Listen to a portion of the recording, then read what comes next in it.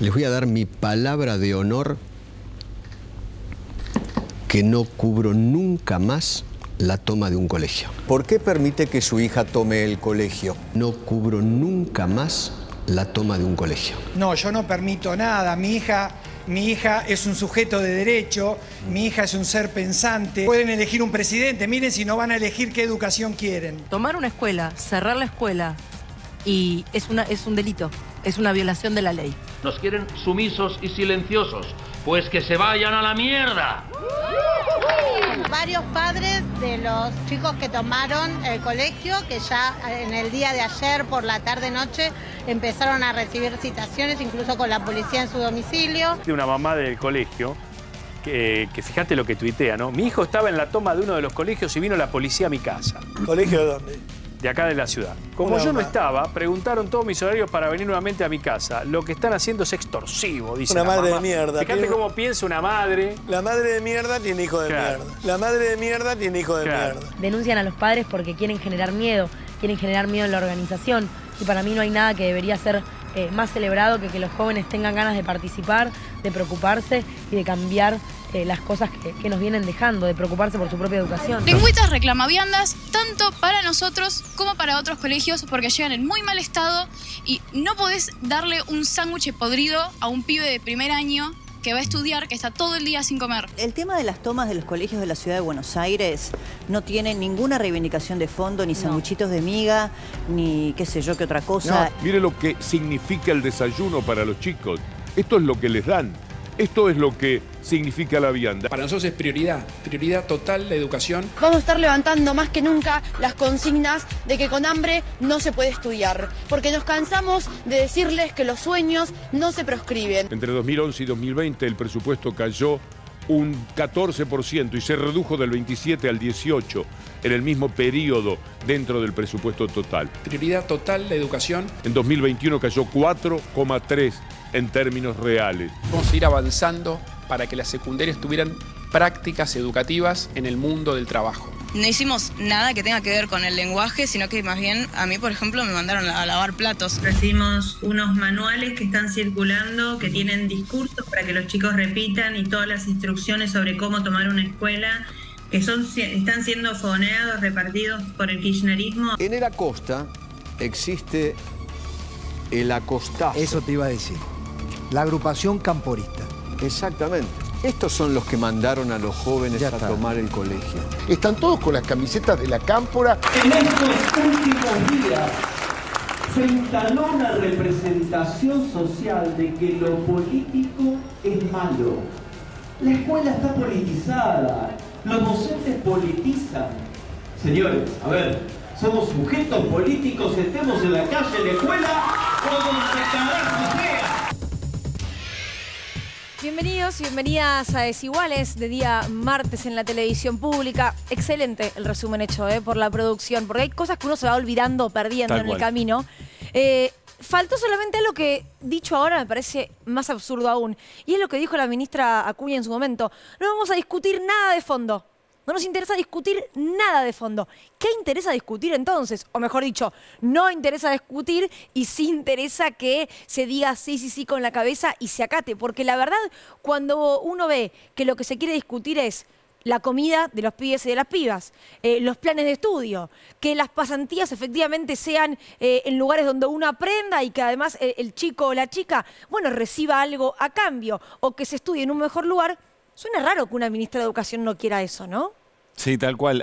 Tiene una particularidad la situación en la ciudad de Buenos Aires, que es que más allá de que hay algunas cuestiones bien puntuales, como puede ser la alimentación, como puede ser la infraestructura y demás, sobre todo se expresa en el plan secundaria del futuro, se está discutiendo modelos, se está discutiendo modelo educativo.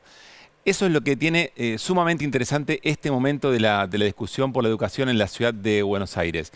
Y por supuesto que toda la comunidad educativa y sobre todo estudiantes y docentes tienen el derecho de poder participar de esa discusión de modelo educativo. No es presentado de esa manera, pero sin embargo lo es y me parece que eso es virtuoso. Ahora, ¿dónde aparece un problema que no es exclusivo de esta discusión en educación? Que tiene que ver con un momento de la política muy peligroso. Que en la discusión de modelos que vos podés querer uno, yo puedo querer otro. La acusación concreta es que se busca la privatización de la educación, no como en los 90, pasando de escuela pública a escuela privada, sino privatización en algunas cosas, como por ejemplo ir a hacer pasantías en una empresa o algunos módulos, cursos, etcétera, las evaluaciones. Ahora, quien está del otro lado niega la categoría de otro para poder discutir.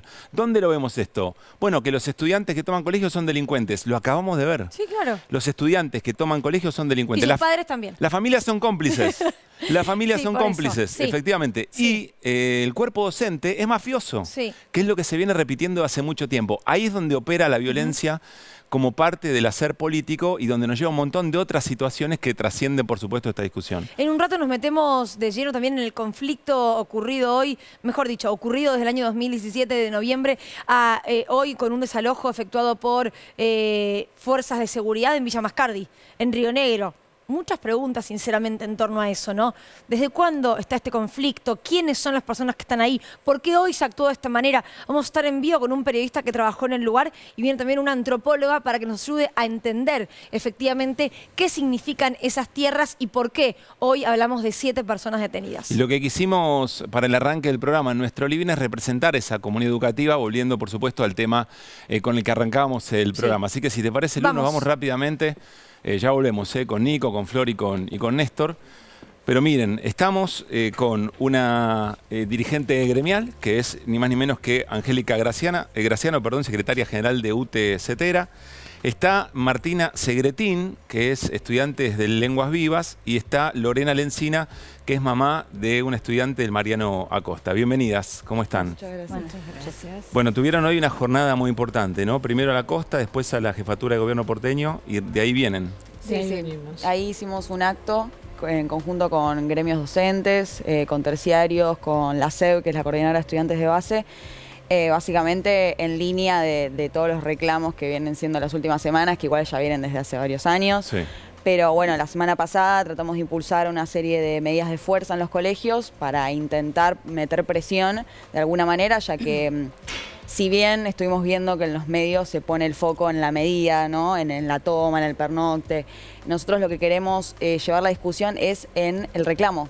O sea, nosotros no es que fuimos directamente a la toma y fuimos directamente a tomar el colegio y que fue de manera violenta y que sacamos a los directivos Eso a las es lo que patadas. dice la ministra, ¿no? Que fueron de 0 a 100. Que fueron de 0 a la toma. Que fuimos de 0 a 100. La verdad, nosotros tenemos un listado de medidas previas que hicimos, que fueron asambleas, fueron sentadas, hicimos muchas cartas de pedidos de reunión. Eso te iba a preguntar. Sí. ¿Pidieron específicamente y formalmente reuniones con la ministra o con alguien del ministerio? Sí, ya desde 2020, cuando fue la pandemia, que fue esta discusión de la vuelta a clases o no, si la íbamos a discutir o no, ya desde ese momento nosotros pedíamos una reunión o poder tener la instancia por lo menos de tener un diálogo con el ministerio, porque si todo el tiempo hablan de que la educación es su prioridad, ¿por qué no nos reciben? ¿Por qué no reciben nuestros reclamos? Que además nos pedimos mucho, pedimos que nos escuchen, pedimos que viandas de calidad, pedimos que nuestros compañeros no se mueran de hambre. Hace poco se ocurrió una tragedia, o sea, se murió una chica de 11 años en Cava que estaba desnutrida, que sus docentes pedían por favor que el gobierno pudiera implementar una ayuda por lo menos económica o que les diera una contención, y esa chica terminó muriendo. O sea, realmente es algo gravísimo, y encima cuando tenemos la oportunidad de tener el reclamo de ejercer la medida, viene la policía, asustan a nuestras familias, van a la puerta de las casas de nuestras familias, nos hostigan, en los medios de comunicación dice que somos una minoría, que somos un grupo pequeño. No somos una minoría, realmente. Lorena, fueron muchos colegios. Vos sos mamá. Yo soy mamá. ¿Fue la policía a tu casa? ¿Cómo viviste estas últimas semanas? A mi casa no, fue a la casa de otras familias, pero es terrible porque empieza a haber miedo, ¿no? Porque las chicas y los chicos empiezan a dar alguna nota de espalda, ¿no? Porque no van a cesar, no van a claudicar en la lucha, pero sí hay mucho miedo. Y las familias, yo como mamá, también siento en un punto el temor de decir, bueno, tengo que no puede reclamar tranquilamente como es algo constitucional. La agresión de la ministra en sus acciones y en lo verbal, y del jefe de gobierno que dijo, los padres irresponsables. Señor, irresponsable es que usted le mande un sándwich podrido. Irresponsable es que no haya un proyecto pedagógico detrás de una pasantía que en realidad encubre un trabajo esclavo y que nos mandan a nuestras hijas y nuestros hijos a trabajar en condiciones que no sabemos cuáles son, que no hay un proyecto en el desamparo del acoso que sufrieron las chicas. No hay un docente responsable, y no por decir que los docentes son los responsables, sino que el ministerio es responsable de que no haya alguien que esté cercano a las niñas y a los niños. Entonces, como mamá, lo que me pregunto es, yo no le voy a enseñar nunca a mi hijo a no reclamar sus derechos, ¿no? Y no tiene que ver con irresponsabilidad, justamente por todo lo contrario, porque responsablemente quiero que mi hijo sea un ser libre y que haga lo que siente y que reclame, y no es por él, ¿no?, sino por el colectivo, que tenga en cuenta esto, porque no creo que ninguna de las chicas y los chicos que estuvieron en la toma lo hagan por sí mismos, ¿no? Sí. Y muchos de ellos, porque una de las cosas que le decían a la presidenta del centro estudiante del Mariano Acosta era, ay, que las uñas, que esto, vos no pasás hambre.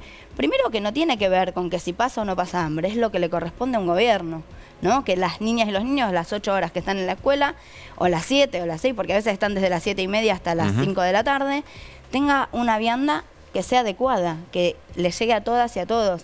Entonces, como mamá, yo pienso, le voy a decir a mi hijo, bueno, cállate y sé sumiso. La verdad es que no. Y si aparte mi hijo dice, bueno, no está bien, voy a hacer esto, bueno, dejó la salud, porque estuvo los 3 días, volvió a casa con fiebre, digamos, porque pasaron frío, porque se asustaron cuando les cortaron la luz, tuvimos que salir corriendo a las familias, y a las familias también la policía nos arrojó en la puerta. Claro, la Costa tuvo el sabotaje de la luz del viernes. De la luz del viernes. Angélica, ¿estás de acuerdo con lo que decíamos recién, que acá, más allá de las reivindicaciones puntuales, se está discutiendo un modelo? Y si estás de acuerdo, para que nos entienda bien quien nos está viendo, ¿en qué se expresa esa discusión de modelos educativos? Mira, la escuela es, en la escuela hay un ejercicio de la democracia, y parte de la formación de la escuela de todos los niveles está dicho en el diseño curricular, intervenir en los asuntos públicos. Para los jóvenes es un asunto público que las viandas no alcancen o que estén en estado deplorable. Y además, hace muy poquito cayó un vidrio en una escuela y le hizo 5 puntos en la cabeza a una nena. O sea, eso nadie lo transmite, no sale en la conferencia de prensa de... Cuando además entiendo que esos vidrios están prohibidos luego de la muerte de la nieta de Alfonsín en el Colegio Jesús María, ¿no? Exactamente. Bueno, Mariano Acosta creo que recién esta semana empezaron a poner unas láminas, pero después del reclamo de los y las estudiantes. Claro. Ahí hay como una visión del mundo donde hay que estar calladito la boca, ser sumiso, y además no reclamar y estar agradecidos porque aparentemente es una concesión de los patrones. Y la escuela no es ninguna concesión de los patrones, la construimos con luchas, con reclamos, con demandas, y es una producción cultural. O sea, la escuela está en nuestro ADN, es parte de la tradición en Argentina.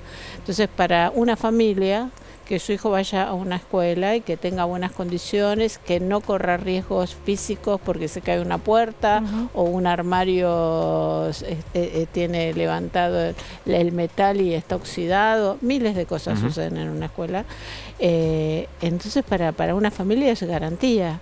Ahora, cuando se encuentra con que todo esto no pasa y que además los jóvenes están demandando y no son escuchados, y se les niega el derecho a ser escuchados, que además tiene rango constitucional, la ley 26061 de protección integral de derechos tiene rango constitucional. O sea, el derecho a ser escuchado tiene que estar previsto en cualquier instancia del Ministerio de Educación. O sea, no es un delito, sino que es un derecho. Exactamente. Nico. Angélica, vos como dirigente sindical tenés la práctica de la paritaria, de la mesa, de la reunión, del pedido. Sabemos que en la paritaria docente no se discute solamente salario, se discuten muchas cosas. En esas mesas, ¿qué representación tienen chicas como Martina o sus compañeros y compañeras? Los estudiantes no están en las mesas de condiciones de trabajo. O sea que donde se resuelve muchas de las cosas centrales de un sujeto tan importante, cosas centrales no, tal vez lo más central de la educación, que son los chicos y las chicas, no están en la mesa. En la mesa de condiciones de trabajo son mesas un poquito light, porque primero que ninguno de los sindicatos que estamos ahí representando a nuestros compañeros tenemos una representación proporcional. Hay uno de cada uno y se lleva una larga lista y te dicen que te van a contestar a la semana siguiente o a los 15 días. Claro. ¿Y en qué momento se los escucha, Martina? ¿A los centros de estudiantes se los convoca alguna vez? ¿Se los reconoce como representantes del universo estudiantil? La última reunión que tuvo Acuña con nosotros fue en 2018, cuando yo estaba en primer año y por supuesto no participé. Nosotros lo que nos preguntamos es cómo se sostiene una camada entera de secundarios sin reunirse con ellos en ningún momento. Ahora, ¿es cierto que hay centros de estudiantes que los presiden militantes del PRO y con ellos sí se juntan? ¿De algunos colegios? Eso pasó hace poco con un estudiante que, perdón, pero no le voy a dar entidad porque realmente no lo merece, pero sí ha pasado. La semana pasada fue para nosotros un chiste porque después de todas las medidas de fuerza que estuvimos implementando, el Ministerio de Educación se reunió con aproximadamente 30 estudiantes y son todos de su misma línea partidaria. Martina, lo cual fue muy gracioso. ¿Cómo eligen la representación? Una reunión de la Juventud Pro fue. Claro. ¿Cómo eligen la representación de los centros de estudiantes? ¿Cómo se eligen por sus referentes, digamos, sus autoridades? Y todo depende de cada colegio, pero se vota todo democráticamente. ¿Hay listas? Claro, sí, hay listas. Algunas pueden ser partidarias o no. En mi caso, en el Lenguas, es la lista que venimos llevando a la conducción. Somos totalmente independientes de cualquier partido externo a la escuela. Somos autofinanciados, o sea, nos encargamos de todo nosotros, pero depende de cada colegio. O sea, puede haber listas en colegios que sean partidarias o que no sean partidarias, pero todos apuntamos para el mismo lado. O sea, eso es lo importante, que todos apuntamos a la misma lucha. Néstor. Entiendo que los reclamos tienen que ver, además de la vianda, también con el tema de las pasantías laborales. Sí. Querría que me contaran un poquito más. He escuchado algunas cosas de gente que han mandado a lavar platos o a hacer tareas de limpieza en un hotel. ¿Qué son las pasantías? ¿Cómo se implementan? ¿Qué es lo que pasa con el tema de las pasantías? Bueno, las pasantías, ellos les dicen ACAP, que serían como aproximación al mundo laboral, pero en realidad son pasantías. Eso también fue variando, depende de la escuela.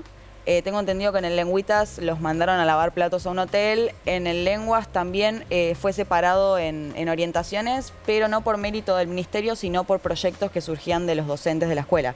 Por ejemplo, la orientación de matemático está organizado por uno de los profesores, que es el coordinador, y él armó el proyecto para que vayan a Ciudad Universitaria a hacer cosas orientadas a su orientación, valga la redundancia. Pero, por ejemplo, yo estoy en sociales y nos mandaron hace ya como 4 o 5 meses, una semana entera que perdimos de clases, al Ministerio de Desarrollo Urbano, que supuestamente íbamos a ver antropología social, íbamos a hablar con sociólogos. Nosotros estábamos bastante contentos porque dijimos, bueno, está funcionando, y terminamos viendo toda la semana arquitectura, planos. No tenía nada que ver con nuestra orientación. Sociales, claro. Y además, nosotros cuando salimos de ahí sentimos que no habíamos aprendido nada, de verdad. Y que perdieron la semana de clases. Y perdimos toda la semana de clases, que además fue la semana del cierre de bimestre del plan de la secundaria del futuro, que también es plan inconsulto del Ministerio de Educación. ¿Existe algo como la objeción de conciencia? ¿Pueden ustedes tener algún elemento legal como para decir, no, yo esto no quiero hacerlo? O como madre no querer que vaya también. Son obligatorias. Claro. Está escrito como que son obligatorias, y si no hacemos esas pasantías no podemos terminar el secundario. Pero como madre uno no podría decir, mira, yo la verdad no quiero que mi hijo menor de edad vaya a trabajar a un hotel sin ningún adulto que lo supervise, porque de hecho entiendo que en el hotel al que fueron las alumnas del Lengüitas, los huéspedes del hotel les decían barbaridades, les decían, hablaban sobre los cuerpos de ellas, chicas de 17 años solas en un hotel. Claro, y a ver, como mamá lo que yo pienso es, primero que debería ser optativo, porque si es una aproximación al mundo laboral, debería ser optativo y en función de la propuesta que traiga el ministerio. Porque como dice Martina, la propuesta que surgió, que tiene un contenido pedagógico, la hace la escuela y por suerte se la aprobaron. Pero la realidad es que no te la aprueban en todos lados. No en todas las escuelas permiten que el proyecto docente sea el que llegue. Nosotros como familia pedimos que sean optativas, y hay algo que también hay que tener en cuenta. El gobierno de la ciudad no quiere que pierdan días de clase porque quiere recuperar un feriado por un tema bastante importante. Ahora, Cuando pierden por las ratas, porque se caen los techos, porque los baños están clausurados, porque la verdad es que los baños en el Acosta los arreglamos las familias, las niñas y los niños en la jornada, no los arregló el gobierno de la ciudad. Y las fotos que muestran los que destilan odio son de antes de la toma, son de hace años, antes de que las arregle la comunidad. Entonces, como mamá, yo quiero que mi hijo vaya a una escuela donde no corra el riesgo de que se le caiga una mampostería en la cabeza, que cuando tenga una aproximación al mundo laboral no sea para el trabajo de mano de obra barata o un trabajo esclavo donde no podés decir nada y donde no tenés derechos. Digo, me parece que esto es lo que están diciendo. Vayan porque ustedes son escuela pública, van a ir a donde les decimos y van a trabajar gratis. Y pierden días de clase. Entonces, pierdo los días de clases, me importa si es un feriado que no tiene que ver con mi ideología como gobierno de la ciudad. Ahora, si pierden por las ratas, porque falta el agua, porque faltan los inodoros, porque bajamos, no importan. Esos días de clases no importan. ¿Qué pasaría en el día a día de la escuela pública si no estuvieran las cooperadoras? No tendríamos muy complicado. ¿Sería complicado? Sería muy complejo. En muchos colegios, más del 50% del financiamiento viene de la cooperadora y ¿Más del 50%? Para los insumos básicos de todos los días. Yo he escuchado de colegios que realmente las cooperadoras son los que levantan el día a día de esas escuelas. Hasta los productos de limpieza. Sí. ¿Y cuánto participan en las discusiones? Bueno, eso ya me queda claro. Angélica, ¿sabes qué me interesa? Porque yo entiendo que es una lógica preocupación de las familias en función del mundo en el que vivimos, cómo van a ser nuestros hijos y nuestras hijas para encontrar un lugar en el mundo laboral. Desde la docencia, ¿cómo se piensa ese vínculo? Mira, yo cuando recién Néstor hacía la pregunta, hay una ley de pasantías en la Ciudad de Buenos Aires, aprobada por la legislatura, que establece con claridad cómo deben hacerse. Y que fue una ley producida con participación del estudiantado y de los profesores, de la docencia. En esa ley se establece que deben estar en lugares donde se aprende un oficio, el oficio, sea cual sea, la racionalidad del trabajo, y debe estar acompañado por un docente. Luego tienen que volver a la escuela y producir una sistematización de aquello que aprendieron. O sea, hay un proceso planteado allí. Y además, el Estado, cuando envía a los chicos a hacer las pasantías, tendría que financiar los viáticos y además tiene que poner las viandas en las condiciones que tienen que estar. Probablemente voy a preguntar una estupidez. ¿Se cumple algo de todo esto? No, porque las pasantías no fueron programadas por la orientación de la escuela, fue al revés. Las empresas se inscribieron para tener pasantes. Entonces, en su gran mayoría se ofrecen lugares que no tienen vinculación con lo que la escuela tiene como orientado, como ciclo orientado, ¿no? Entonces, realmente eso es lo que preocupa y además lo que ofende a la comunidad educativa, porque por un lado se hace campaña con cada día cuenta, cada hora cuenta, y por otro lado, durante el horario escolar salen los chicos todo el tiempo. O sea, hay un montón de horas de clases involucradas. A ver si entiendo bien, de una división de 30 chicos, 5 van a hacer la pasantía y los otros 25 siguen con las clases normalmente. Claro. Es decir, que esos 5, lo que los otros 25 ven, no lo ven durante esa semana. Así es. Es una locura. Sí. Perdón, y algo que también preocupa... no tiene racionalidad la propuesta. Es una propuesta pensada para el marketing, pensada para hacer propaganda electoral con la educación. Pero no tiene ninguna racionalidad porque una pasantía tiene que estar hecha en contraturno. Para hacer una pasantía en contraturno vos tenés que desarrollar una infraestructura, tener un comedor escolar. Por ejemplo, el Mariano Acosta no tiene comedor. Los chicos comen o por ahí en la escalera o se sientan en una galería, es una escuela enorme, no tiene sala, una sala donde los chicos puedan estar. Tenemos que ir cerrando. Me gustaría, Martina, que nos cuentes cómo sigue. ¿Qué estuvieron reflexionando? ¿Qué decidieron? Bueno, particularmente en el Lenguas, nosotros seguimos con un abrazo a la institución ayer. Estamos siempre en contacto con todos los niveles porque tenemos primario y terciario también.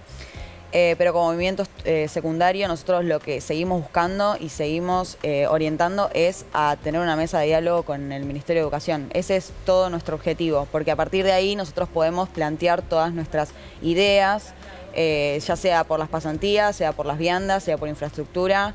Pero a lo que apuntamos principalmente es tener una reunión que nos reciba Acuña, que se deje de lavar las manos constantemente con lo que es su responsabilidad.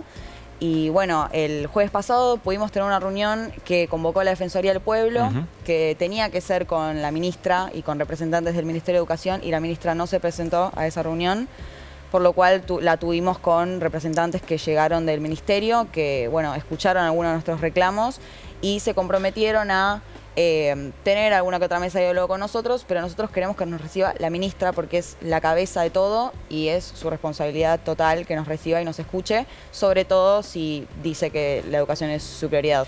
Así que, si les dice que levanten la toma para ser recibidos. Eso es lo que está circulando, porque bueno, es la criminalización de nuestra medida, ¿no? Nosotros no vamos a dar el brazo a torcer con nuestros objetivos, porque realmente ya la educación no aguanta más. Esa fue nuestra consigna y realmente ya estamos cansados de que no nos escuche, de que nos criminalice todo el tiempo, de que diga que somos violentos.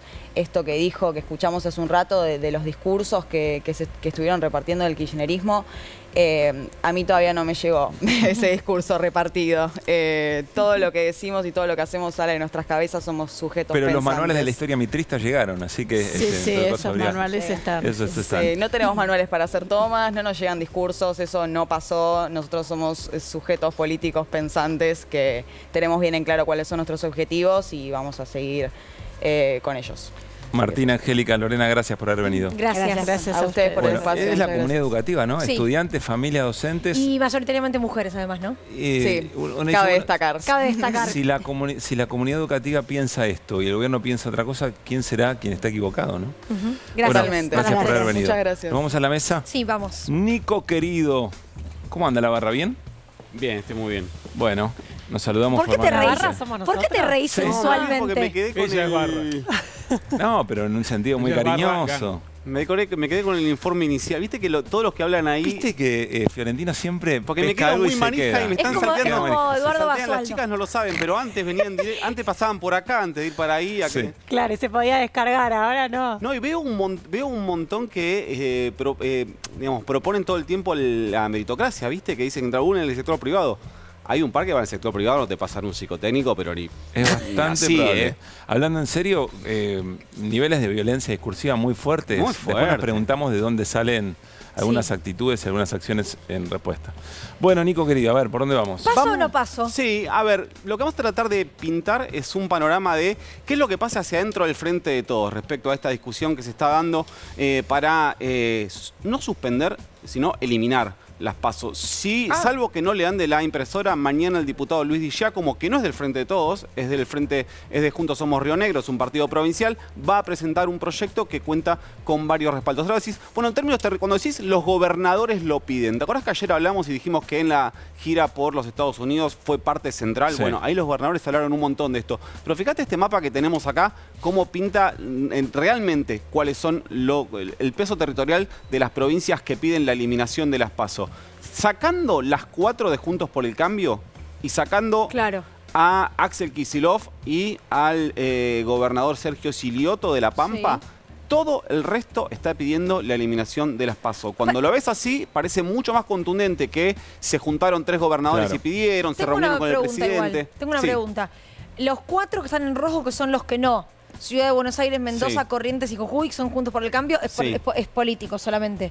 Es por una cuestión, a ver, sí, Son por ejemplo. oposición. Sí, exactamente. Sí. Ahora, de hecho, ¿por qué hubo Buenos muchos dirigentes Aires? pero por ejemplo, el proyecto se va a presentar mañana, si todo sale bien. Entre los antecedentes va a incluir un proyecto que en su momento presentó el diputado Pablo Tonelli del PRO de la Ciudad de Buenos Aires. Eso desde ya, pero digo, en este momento son oposición, tienen que decir que no. Ahora, ¿por qué Buenos Aires y La Pampa en duda? Porque no se han manifestado públicamente aún. Okay. El resto o lo hicieron públicamente o yo me encargué de chequearlo. Están a favor de la eliminación de las PASO directamente. Eliminación de las PASO, y que no cuando existan más. consultás en Buenos Aires, ¿cuál es la respuesta? Como no nos vamos a expresar Por todavía. ahora no lo hacen, que tiene mucho que ver. Ahora vamos a empezar a ver los principales actores del Frente de Todos que piensan respecto a esto. Y te voy a responder esta pregunta con lo que tiene que ver con Kicillof, con otra actriz en este caso de la secuencia. Miremos al presidente Alberto Fernández. acá, que es alguien que todavía no ha dicho nada al respecto. Que no decir es un montón. No decir es un montón. Tranquilamente podría decir, bueno, podemos discutir las PASO, pero es muy no estaría bien discutirlo hoy para el año que viene. Algo que dijo, por ejemplo, el diputado Leandro Santoro, que podemos mencionar como un representante del presidente Alberto Fernández en la Cámara de Diputados. El problema que tiene el presidente Alberto Fernández es que tiene muchos actores diciéndole eliminalas y otros que le dicen no las elimines, que vamos a pasar a ver ahora en un ratito. Nico, sí. un paréntesis. Ahí debería ser una carrera contra reloj porque no se puede modificar la ley electoral en un año electoral. Eso se está discutiendo y es una condición sine qua non que tienen sobre la mesa de discusión, que es este año. Vamos a ver a la vicepresidenta, Cristina Fernández de Kirchner. Otra que no habla, y yo acá estuve hablando con gente de su entorno y dijeron, a la Cristina ya la conocen. Si Cristina está en contra, lo dice. Si no dice, es porque banca. Okay. Ahora, lo que sí va a decir, lo que sí quieren es que no se transforme en un tema central. No quieren que la agenda sea, particularmente la que yo traje hoy además.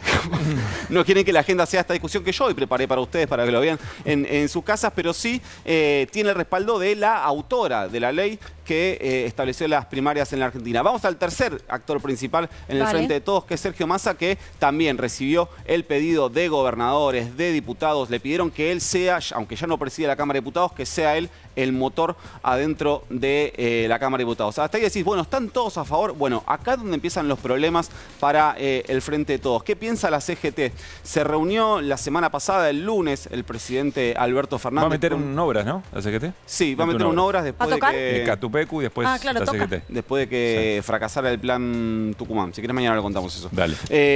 La CGT le pidió...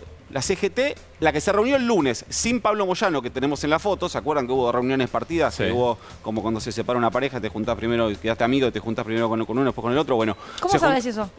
Porque a veces pasa. No es el momento. Y lo que ocurre es que le pidieron que sostenga las PASO. Y fíjate cuál es el segundo actor central de Frente de Todos que también quiere que siga las PASO. Son los movimientos sociales. Y acá pasan dos cosas. Primero, ¿por qué coinciden en la lectura de la CGT los movimientos sociales? Porque creen que si no hay competencia en primarias, va a mandar la lapicera. Y si mandan la lapicera, tal como está pintado hoy el panorama, la lapicera va a estar en manos de la vicepresidenta. Y si la lapicera la tiene la vicepresidenta, muy difícil que el movimiento Vita o los gordos de la CGT salgan bien parados. Y una cosa más, y acá es donde se le complica mucho para el Frente de Todos, es que los movimientos sociales que están en contra de la eliminación de las PASO tienen 6 diputados nacionales. Por lo cual, salvo que los convenzan, no hay forma matemática de que salga la ley. Muy buen informe, Nico. Me está faltando algo, creo que nos está faltando. Son las razones y los argumentos, más allá de la escena, de la microescena. Y lo otro que a mí, por lo menos nadie me mueve, es la idea de que no puede ser una coyuntura. No hay ninguna otra razón que la oportunidad. Es que no puede ser eso si vos vas a discutir de qué manera... Lo que te dicen muchos gobernadores y muchos diputados es que nosotros estuvimos en contra desde siempre, las votamos en contra en su momento, no las aplicamos en nuestra provincia. Pero en todo caso, lo lógico que se discuta ahora, pero no para el próximo elección, sino para la elección siguiente. Eso lo dijo Santoro. Esto es jugar a todo o nada. Si lo que está en juego es, que te lo dicen así, digamos, si lo que está en juego es que vuelva Juntos por el Cambio o aplicar lo que dice que va a hacer, y nosotros tenemos la posibilidad de con esto entorpecerles el camino, lo podemos hacer. Bueno, por ahí se suben los salarios, colaboraría también podría ser un poquito más. Bueno, estás pidiendo un montón de cosas. Bueno, tenés razón. Flor querida. Como hacen en la tele. Y hablando de salarios... Y hablando de salarios. Bueno, y hablando de salarios... en la tele, dijo. Es muy bueno. Como hace la gente en televisión, bueno. Como si fuese ajena, ¿viste? El tema que trajimos entonces es justamente el debate que llegó para quedarse porque abrió la temporada de reapertura de paritarias, ¿no? Y llegó para quedarse, ¿por qué? Porque la gran pregunta es, ¿cómo recomponer ingresos? Cuando hablo de ingresos es desde informales hasta salarios de personas registradas, en un contexto donde la inflación va a ser del 95% para 2022, según la proyección oficial del gobierno, no de las consultoras. Y ahí lo que traje para mostrarles es los dos escenarios. Por un lado, el sector de los asalariados registrados y por otro lado, de los informales. ¿Cuál es el escenario y cuáles son los problemas que se presentan en cada uno de los dos casos? Lo que vamos a ver ahí en pantalla es cómo viene el tema de los salarios en lo que va de 2022. Los datos son a julio, porque son los que tenemos del INDEC. Y si vemos... Todo eso es aumento. Claro. Digo, un aumento de 44% para registrados, un aumento de 31,7% para informales, una inflación de 46,2% y una proyección de inflación de 95%. Con lo cual, pierden por goleada, digamos. Claro, lo que estamos viendo ahí es que a julio, digamos, los registrados, es decir, el que está en blanco, como se dice informalmente, más o menos están perdiendo, pero están ahí, intentando correr. Ahora, el que no tiene un trabajo en blanco, el no registrado, que no le hacen aportes a la seguridad social, que son los que pusimos como informales, están muy atrás de la inflación del periodo. Ahora, ¿por qué hablamos de temporada de reapertura de paritarias? Porque lo estamos viendo todos los días. Hoy fue camioneros y se vienen un montón más que tenían previstos, y los que no tenían previstos también van a reabrir. Por ejemplo, WOM, que tiene previsto para febrero, ya los empresarios dicen, sabemos que el mes que viene nos van a tocar la puerta. Ahora, ¿cuáles son los problemas para recomponer ingresos en este contexto? Por el lado de los informales, ahí tenés al gobierno que podría meter mano con, por ejemplo, el ingreso que prometió Sergio Massa con lo que recaudó del dólar soja. Que se está trabajando esto, ¿no? Se está trabajando, son más de 400.000 millones. ¿Qué falta saber? ¿A quién alcance el monto? Claro, pero la decisión está. La decisión está, falta eso. Lo que pasa, el problema que trajimos ahí para contar es que tenés al FMI mirando los números todos los días, ¿no? Entonces, si bien sí, se recaudó un montón por el dólar soja, 500% aumentó la recaudación de lo que tiene que ver con las retenciones a las exportaciones, pero bueno, ese es el problema del lado de los informales. Y del lado de los trabajadores formales, asalariados, que están tocando la puerta todos los días en el Ministerio de Trabajo, hay un gran problema y es la desaceleración de la actividad. ¿Qué significa esto? Que más o menos si vos estabas en un sindicato y en una empresa, ibas y decías, me aumentás como viene la inflación, y más o menos te lo venían dando porque la economía venía creciendo. Pero la gran pregunta es, ¿qué va a pasar ahora que la economía va a empezar a decrecer o al menos estancarse? ¿Qué va a pasar con esas subas de salarios? ¿Van a poder igualar a la inflación? O mejor dicho, ganarle a la inflación, que es como lo que pretenden muchos. Y bueno, en el sector empresario ya te dicen que no, y es la puja entonces que vamos a ver de acá en adelante. Bueno, pero es la tensión lógica que incluso se da cuando la economía crece. Es una puja que se da cuando crece para ver cómo se reparte esa ganancia, y cuando no crece, bueno, cómo se reparte también en pero cuando socializar pérdidas no Camioneros pidió vale 130% de aumento hoy, ¿no? Sí, 130% de aumentos camioneros, pero sí, más o menos cuando la economía crece, está la puja, sí, pero más o menos le puedes empatar a la inflación. Ahora el tema es que ni siquiera vas a poder empatarle, y es lo que está pidiendo el gobierno al sector empresario, por lo menos mantengan las fuentes de trabajo. Bueno, muy interesante, es lo que se viene, es la escena que se viene. Gracias, Flor, ya volvemos. Amigo Néstor, nos vamos al living y nos metemos en el otro tema que sí la habías presentado, ¿no? Sí, porque estamos, y la voy a presentar, con Alejandra Pérez, que es antropóloga de la Universidad de Buenos Aires, integrante del equipo Pueblos Originarios de Filosofía. Gracias por haber venido. Y lo que nos preguntábamos un poco al inicio es, y ya lo voy a saludar también al colega que está allí en la provincia de Río Negro, ¿qué pasa en Villa Mascardi? ¿Cuál es el conflicto, no? Pero arranquemos por el hoy, Pablo, si te parece, y lo saludo a Santiago Rey, periodista, director de En Estos Días y autor del libro Silenciar la muerte, sobre el asesinato de Rafael Nahuel. Santiago, ¿cómo estás? Buenas noches. ¿Qué tal? ¿Cómo les va? Buenas noches, un saludo para todos y todas. Bueno, comencemos por lo último, la noticia de esta mañana, la que fue noticia en la televisión, en la radio, en los portales, un desalojo, 7 personas detenidas. ¿Por qué? Empecemos por lo más último. Todavía sigue el operativo. El operativo no terminó. Y todavía hay muchos integrantes de la comunidad, sobre todo varones, que permanecen en el territorio y que están denunciando que las actividades de rastrillaje de las fuerzas de seguridad continúan, y que sigan haciéndolo en horas de la noche es riesgoso.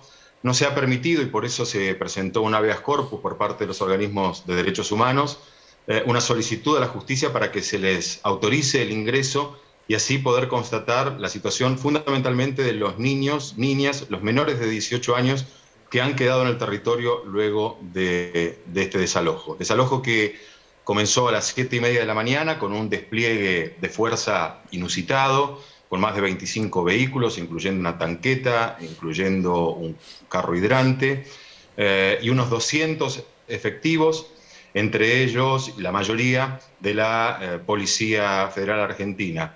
En consonancia, hoy en horas de la mañana se publicó en el boletín oficial la conformación por parte del Ministerio de Seguridad de este comando unificado que reúne a las 4 fuerzas federales allí en Villa Mascardi para intentar garantizar, o esta es la explicación oficial, garantizar la seguridad. Santiago, este es un conflicto del 2017. ¿Qué pasó en el medio? ¿Cuál es la comunidad que efectivamente está siendo desalojada? ¿Y por qué se resuelve el desalojo hoy, en estas horas, en este momento del conflicto? La comunidad es la comunidad Lafken Winkulmapu, que como vos decías, informó que recuperó ese territorio en el año 2017, inicialmente 2 lotes correspondientes a parques nacionales, apenas algo más de 10 hectáreas de las 710.000 que el Parque Nacional Nahuel Huapi tiene aquí en la zona. Pocas semanas después de esa acción, una orden judicial a partir de la denuncia por usurpación que hizo Parques Nacionales generó el 23 de noviembre de 2017 un desalojo con efectivos de una de las fuerzas de seguridad, Policía de Seguridad Aeroportuaria fundamentalmente, y 2 días después, ante una nueva orden judicial, en este caso no de desalojo, sino de control en el territorio, el asesinato, la persecución, la cacería y el asesinato estatal por la espalda de Rafael Nahuel. Este es el mismo conflicto en el que se asesinó a Rafael Nahuel.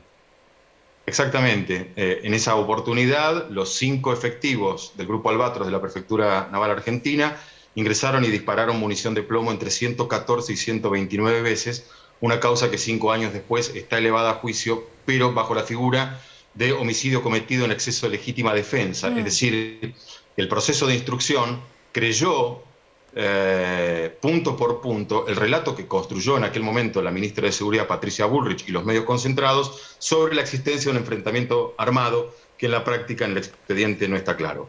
Desde entonces lo que pasó fue que se fue consolidando esa recuperación territorial según el planteo que hace la comunidad.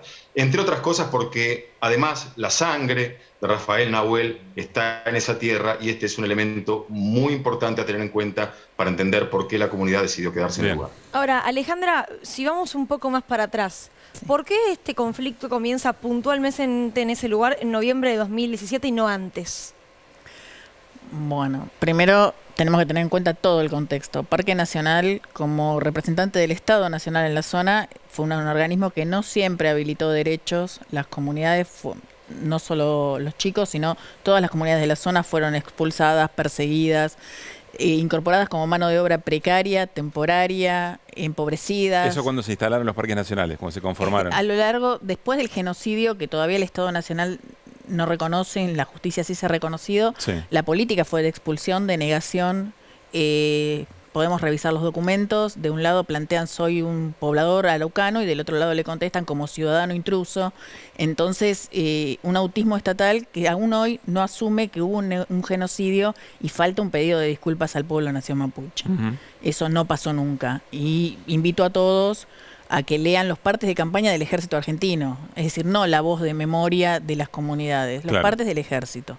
Sin embargo, en los discursos oficiales sigue apareciendo esto de que los argentinos venimos de los barcos, que parece una provocación constante, ¿sí? A esto le sumamos una situación real que es Bariloche como una población expulsada, viviendo en el Alto, excluida, desposeída. ¿Qué es el Alto de Bariloche? Es donde habitan los sectores más empobrecidos, en su mayoría pobladores mapuche. Mapuches que se han transformado en pobladores urbanos porque les han ocupado el territorio y lo han urbanizado, es decir, no es que ellos se han trasladado de un lado a otro, ellos siempre estuvieron ahí, el territorio ahora es una urbe. Entonces, esto de población urbana que apareció en algunos medios como que eran población urbana que se trasladó al Mascardi, no, son una población que fue urbanizada, que fue negada, que fue desposeída y que pasa lo que pasa con todos los sectores empobrecidos y negados, generan resistencia. El tema es para dónde va esa resistencia. Quizás en provincia de Buenos Aires hay resistencia de otros grupos con menor identidad. Acá es población mapuche que ascribe al pueblo nación, que además los han estigmatizado a lo largo de las últimas 2 décadas de una forma atroz y es como la profecía autocumplida. Cuando uno le niega derechos al otro, le quita la humanidad y habla de la violencia del otro, esa violencia en algún momento termina evidenciándose, aunque sea en resistencia. Lo que pasó con Rafa Nahuel en el 2017 fue muy cerca de lo que pasó, del asesinato, la desaparición y después apareció el cuerpo de Santiago Maldonado. No tuvo la misma repercusión. Claro. Las campañas mediáticas son previas, estigmatizan y o la sociedad argentina es toda racista o los medios de difusión tuvieron mucho impacto. Te hago una pausa ahí, Santiago, vos que estás en el territorio. ¿Qué pasa con estas denuncias que aparecen de incluso hasta funcionarios de los parques nacionales, que hay sectores de la comunidad que tiran piedras, que tiran tiros, que prenden fuego con autos con las personas adentro o familias que tienen las casas adentro si las prenden fuego? ¿Qué pasa con todo eso? Hacemos desde el pico represivo de 2017 hasta ahora, como bien decía Alejandra recién, lo que sucedió con Santiago Maldonado, con Rafael Nahuel, y el año pasado sumo el asesinato en la comunidad Quenquemtreu, en Cuesta del Ternero, muy cerca de la localidad del Bolsón, de Elías Garay, a manos, aquí hay algo interesante, a manos de sectores privados con vinculación económica a proyectos de forestación que sobre tierras estatales cedidas por el Estado a privados para un desarrollo determinado, se sentían vulnerados en su derecho a partir de esta recuperación. Y digo esta cesión del Estado hacia privados porque si uno piensa que la comunidad Lasken Huincul Mapu, la primera recuperación territorial que hace sobre parques nacionales, apenas si supera las 10 hectáreas de las 710.000 que tiene el Parque Nacional Nahuel Huapi, vemos cómo hay una doble vara, un doble estándar de tratamiento de lo que son reclamos territoriales de pueblos originarios, de pueblo mapuche en este caso, y otros que tienen que ver con digamos, los formatos de producción y consumo del capitalismo. Que no son registrados como violentos, digamos, ¿no?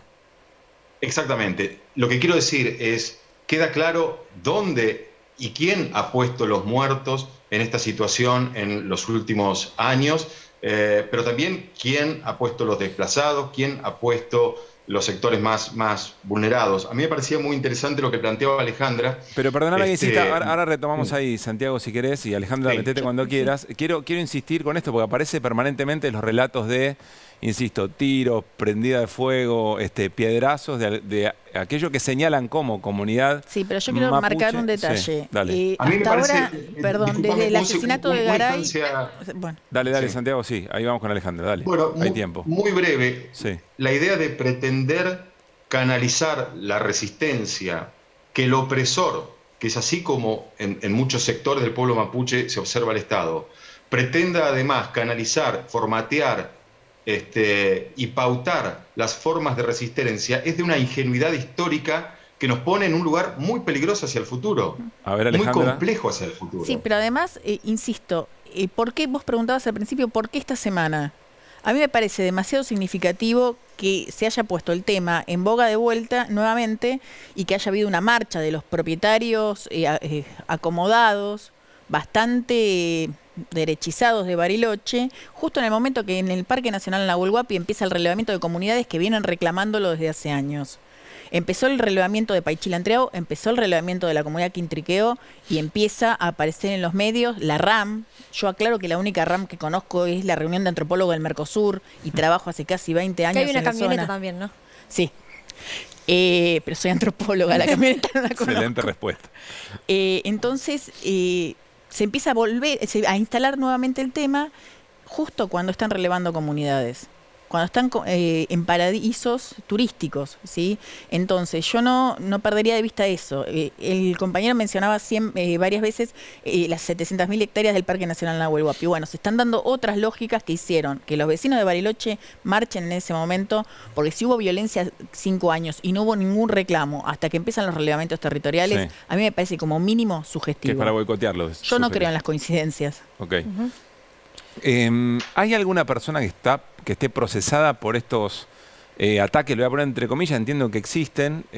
¿Hay alguna persona procesada? ¿Hay alguien identificado que pertenezca a alguna comunidad mapuche? Santiago, Alejandra. ¿Santiago? Hay personas procesadas, hay distintas causas relacionadas con lo que sucede en Villa Mascardi. La central, la causa núcleo, sí, es la iniciada por Parques al momento de esa recuperación en 2017 y fue bajo esa causa en la que se ordenaron los operativos que terminaron con el asesinato de Rafael Nahuel. Luego se han dado otras situaciones, se ha extendido el territorio que reclama la comunidad hacia privados, lo hacen desde una perspectiva, y allí, y aquí quiero citar casi textual, porque yo ayer estuve en la comunidad entrevistando a algunos de sus integrantes, en lo que es ahora la última entrevista antes del desalojo, digamos, y planteaban que esa extensión en el territorio tiene que ver con una actitud defensiva, porque es desde esos terrenos linderos de privados, desde donde algunos sectores los hostigan, los espían. Hay que recordar que hubo un incendio dentro de la comunidad que quemó la Ruca, la casa de la Machi, que es una figura muy importante dentro de esa comunidad y de todas las comunidades en general. Hay una dinámica de resistencia y de defensa que hay que entenderla, me parece, dentro de este contexto que estamos planteando hasta ahora. Y cada una de esas causas judiciales tiene un proceso diferente. Hoy la jueza subrogante del Juzgado Federal de Bariloche no informó cuál era la causa por la cual se ordenó el desalojo. Es más, ni siquiera sabemos, Domínguez la jueza, se ha dicho de palabra, pero ni siquiera sabemos si la orden era recuperar un lote en particular. Si es así, las fuerzas de seguridad incumplieron porque se esparcieron personal por todos los lotes que están en disputa. Claro. Ahora, o si era simplemente identificación y detención. Claro. La jueza dictó el secreto de sumario y todavía no sabemos bien. En el marco de qué causa se dio esta orden de desalojo. Alejandra, te hago una última pregunta. ¿Cómo crees que va a continuar esto? Bueno, me parece que ahí es el Estado provincial y el Estado nacional y Parques los que tienen que sentarse y ver cómo va a seguir esto, porque si la violencia del Estado cada vez es más fuerte, me parece a mí y que no hay otra opción más que generar más resistencias. En cambio, un llamado al diálogo, un detalle de lo que pasó esta última semana, salió el presidente el titular de la asociación vecinal de Mascardi hablando que le habían ocupado el terreno, lo declaró en todos los medios. El terreno de él, esas 5 hectáreas que dice que compró con todo el sacrificio de 5 años de trabajo, no estaban ocupadas. Después que dio varias notas, se ocuparon, se hizo ejercicio de posesión, porque recordemos que los chicos reivindican ese territorio como propio. ¿Pero están ocupados o no? Ahora sí, pero después que salió a hablar en todos los medios. ¿Que los ocuparon porque salió a hablar? A ver, si él dice que no está haciendo uso de un territorio que los chicos consideran, que la comunidad Lafken considera suyo, ¿sí? Él dice que no hace uso, que él es propietario, aclara que es propietario de buena fe. A mí me queda como mínimo una duda de por qué salió a hablar tanto cuando el territorio de él o el lote de él no estaba ocupado. ¿Sí? Después sí, según lo que trascendió, insisto, yo no estoy en Bariloche, sería interesante que pudieran hablar con las compañeras de la Universidad de Río Negro que trabajan en la comunidad. Me parece que podrían arrojar más luz. Bien. Pero es insisto, se da lo de la profecía autocumplida, donde es como si hubiera, no sé, no quiero hablar más porque no sería algo demostrable. Gracias por haber venido. Por favor. Gracias, Santiago, también. ¿Hacemos un corte? Gracias a ustedes. Dale, ya venimos. Ya venimos.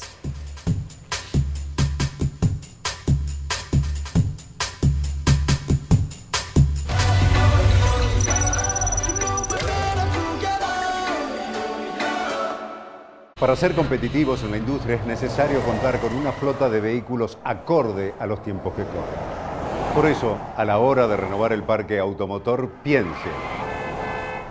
piense solo en el especialista. Nadirán Mercado, subastas online. Viví la entrega de los premios Cóndor de Plata.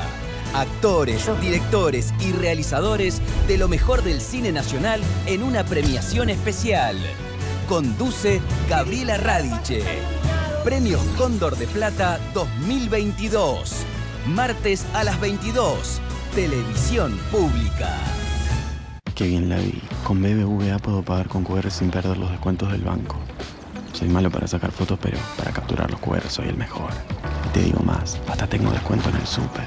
Qué lindo cuando la ves. BBVA, creando oportunidades.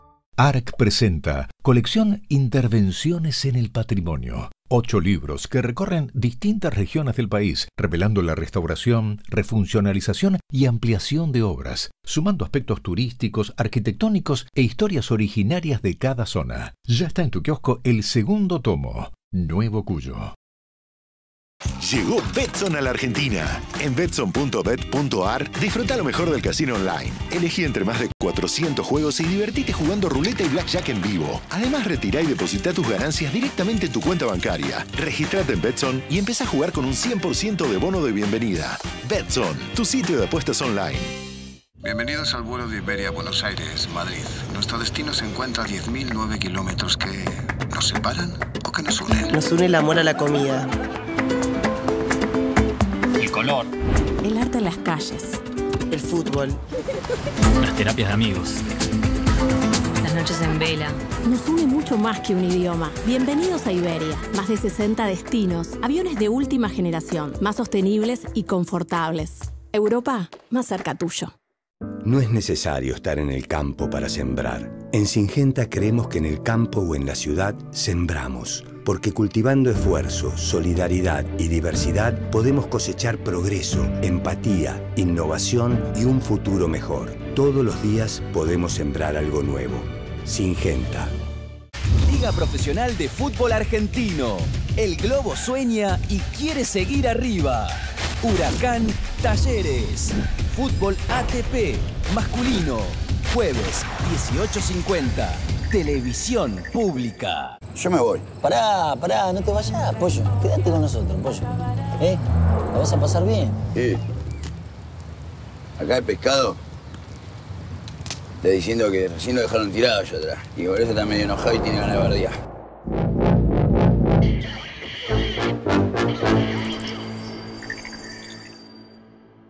Para ser competitivos en la industria es necesario contar con una flota de vehículos acorde a los tiempos que corren. Por eso, a la hora de renovar el parque automotor, piense solo en el especialista. Nadirán Mercado, subastas online.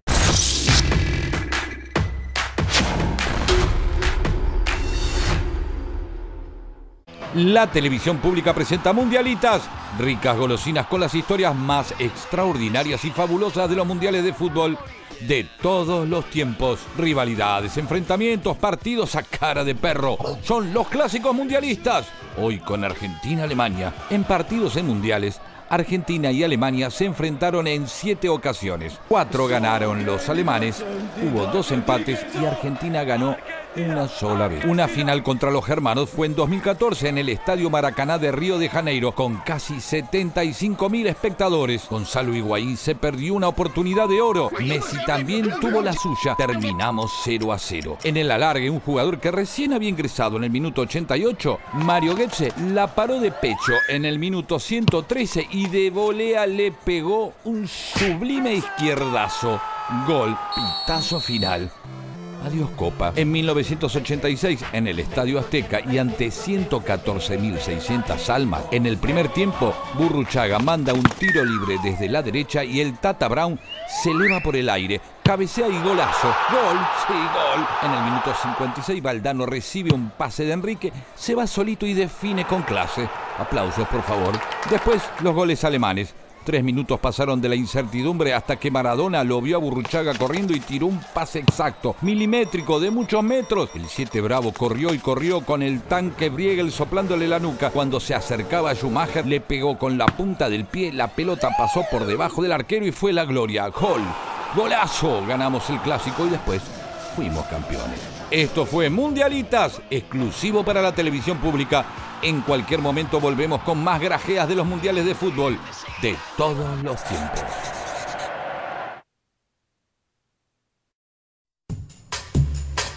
Bueno, últimos 3 minutos de Desiguales que son para Néstor Espósito. El largo brazo del tío Sam llegó a la justicia. No importa cuándo escuches esto, en qué momento de la historia, siempre va a quedar bien parado porque el largo brazo del tío Sam, y si no hay que ver cada 4 de julio en la embajada los personajes de la justicia que desfilan allí. Hay 3 episodios en particular que en este punto tienen mucha vinculación. Uno va a pasar ahora, el 18, 19 de octubre próximo.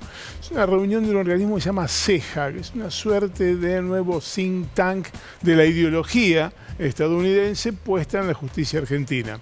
¿Qué es lo que vienen a hacer? A explicarnos cómo hay que implementar el sistema acusatorio. Mirá. Esta ley que la Argentina sancionó durante el gobierno de Cristina Fernández de Kirchner, que se interrumpió su aplicación durante los primeros tiempos del gobierno de Mauricio Macri, que formaba parte de ese plan Justicia 2020 que el ministro Germán Garabano pretendió y nunca llevó a cabo, acaso afortunadamente, y que ahora empieza lentamente a implementarse. Bueno, los librepensadores estadounidenses que tienen que ver con el Poder Judicial, con el Departamento de Estado, con el Departamento de Justicia y con la Embajada, vienen a explicarnos a los argentinos, a los jueces argentinos y a los fiscales cómo hay que implementarlo. O sea, estos son los encuentros donde Estados Unidos modela el Poder Judicial argentino. Exactamente. Es ni más ni menos que eso. Hay 3, uno se va a desarrollar ahora, hay otro, bueno, uno de ellos en particular tiene que ver con la designación al frente de la Champions League de fiscales en Argentina de Juan Bautista Maíquez, el hombre que fue el representante de Mauricio Macri en el Consejo de la Magistratura,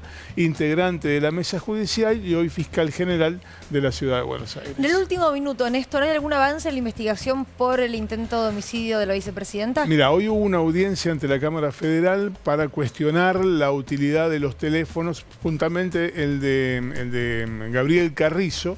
Pues sostiene, yo entregué mi teléfono, di el password, abrieron el teléfono y con lo que obtuvieron de lo que yo les di voluntariamente, me metieron preso. Eso es autoincriminación, está prohibido en la Argentina, el sistema penal no lo permite. La Cámara Federal tiene que resolverlo en los próximos días. Hay cierto optimismo respecto de algún avance respecto de otras personas. Del fondo de la cuestión, de quién organizó esto, quién lo financió e ideológicamente quién le dio apoyo, nada. El que no permite que la causa Revolución Federal y la causa por el intento de asesinato se unifiquen es el arquero del Liverpool. El arquero del Liverpool, Mariano Llorens, el juez Mariano Llorens, en un fallo unipersonal que tomó como presidente de la Cámara Federal. Nos vamos. Hasta mañana miércoles a las 9 de la noche. Ay, ay, ay.